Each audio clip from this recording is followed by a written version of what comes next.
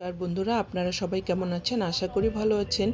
আজকে একাদশী উপলক্ষে আমি পনির আলু কষা করব, তাই পনিরটাকে একটু লাল লাল ভেজে রেখেছি। কারণ অন্যান্য দিন যে পনিরটা নিয়ে আসি সেটা নিয়ে আজকে প্যাকেটের পনির, তাই ওখানে আমি তেজপাতা, জিরে সম্বার দিলাম আর গ্রিট করে রাখা আদা, টমেটো দিয়ে দিলাম, স্বাদ মতো লবণ, পরিমাণ মতো হলুদ গুঁড়ো, জিরা গুঁড়ো দিয়ে আমি মশলাটাকে কষিয়ে নিব।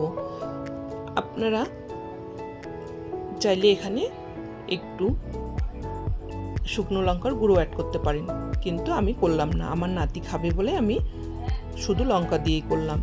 এই যে সেদ্ধ করা আলুটা দিয়ে দিলাম, আলুটাকে দিয়ে ভালো করে কষিয়ে নেব, তাই আমি ঢেকে দিলাম। এই যে দেখুন, আলু কষা হয়ে গেছে, আলুর গায়ের থেকে তেল ছেড়ে দিচ্ছে। অনেক দিন পর এই রান্নার ব্লগটা দিলাম, আপনারা দেখবেন, আপনারাও বাড়িতে ট্রাই করবেন। এখানে আমি বেটে রেখেছিলাম বাদাম, কিশমিশ, কাজু, এই যে দিয়ে দিলাম, দিয়ে একটু কষিয়ে নেব। ভালো করে কষিয়ে নিয়ে এই যে আমি আজকে একটু মাখা মাখা করব, তাই একটু জল দিয়ে দিলাম। আপনারা চাইলে এটাকে জল নাও দিতে পারেন, শুকনোও রাখতে পারেন, এটা আপনাদের অপশনাল।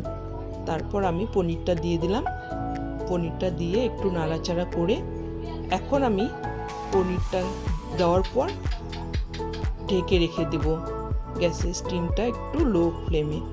এই যে মোটামুটি হয়ে গেছে, দেখুন সুন্দর মাখা মাখা একটা আলু পনির কষা হয়ে গেছে। এখানে 2 চামচ ঘি দিয়ে নাড়াচাড়া করে নামিয়ে নেব।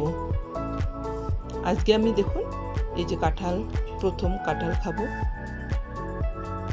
আর এই যে আমার নাতি খুব সুন্দর হয়েছে বলেছে। তো আপনারাও ট্রাই করবেন, ভালো লাগলে লাইক কমেন্ট শেয়ার করবেন। আপনারা সবাই ভালো থাকবেন, সুস্থ থাকবেন। আবার দেখা হবে অন্য কোনো ব্লগে। ভালো থাকবেন।